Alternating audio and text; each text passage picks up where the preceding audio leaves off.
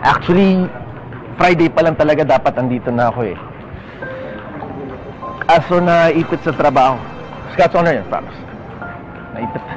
Hindi mo naman kailangan mag-explain. Okay din naman sa akin kahit hindi ka bumalik. Di rin eh. Alam mo kung bakit? Kasi nangako lang naman ako sa pamilya mo. At ang totoo, kaya ako bumalik dito kasi gusto sana kitang isama na sa akin sa Maynila. Ako? Gusto mo akong isama sa Maynila? Well, Bakit naman ako sasama sa'yo? Ano bang klaseng babaeng tingin mo sa akin, ha? Teka! Time first. Sorry, wala ko ibig sabihin, Joanna. Gusto ko lang na... Ay, alam mo, tama na. Huwag mo na kasing ipilit, ha? Kasi kahit sino sa pamilya ko, walang papayag. Nakausap ko na sila. Ano? Nakausap ko na sila.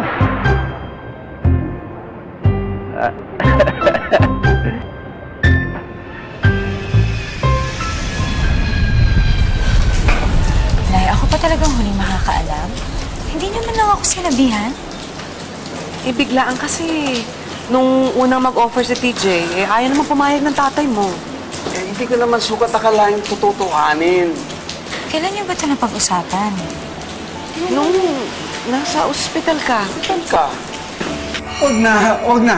Kaya ko pa. Hindi naman ako masyadong matanda. Kaya ko pa. Gusto na namin pagamutin si tatay.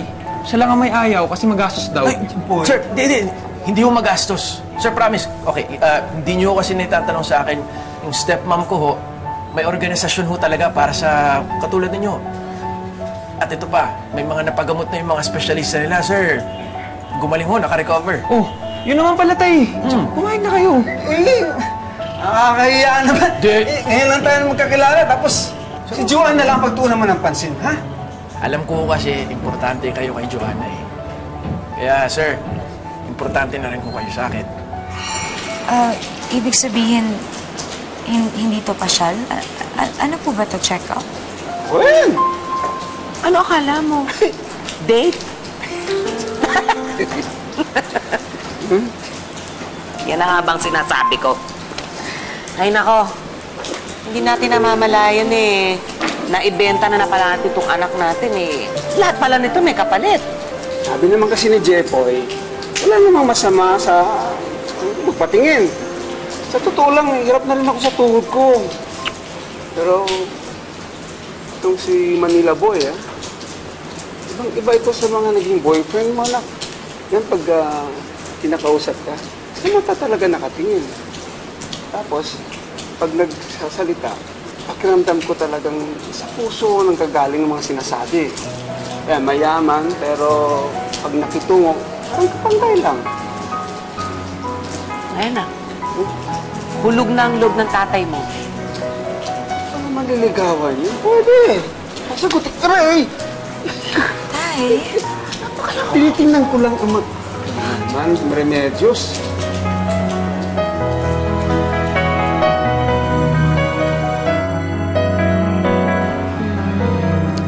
Gusto kong magpasalamat. You're welcome.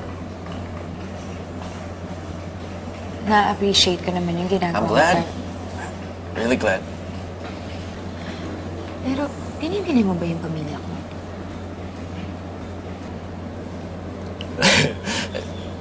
You know, I don't think binibili is the operative word.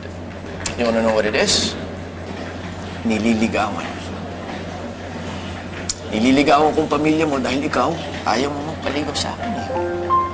Hindi nga kasi ako interesado sa'yo. Okay. Sinabi ko na sa'yo, may boyfriend ako, di ba?